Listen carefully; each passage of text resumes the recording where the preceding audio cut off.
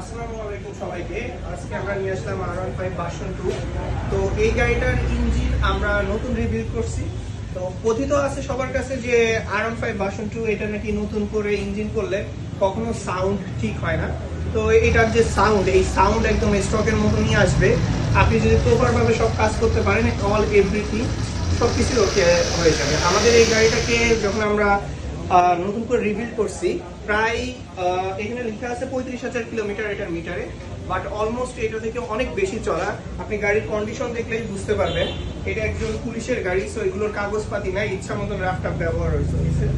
আর এই গাড়িটার ইঞ্জিন করতে গিয়ে আমাদের লাগছে সিলিন্ডার ব্লক, আমাদের একটা কানেক্টিং রড, চারটা ভালভ, দুইটা গার্ডার, আর হলো 3টা বিয়ারিং।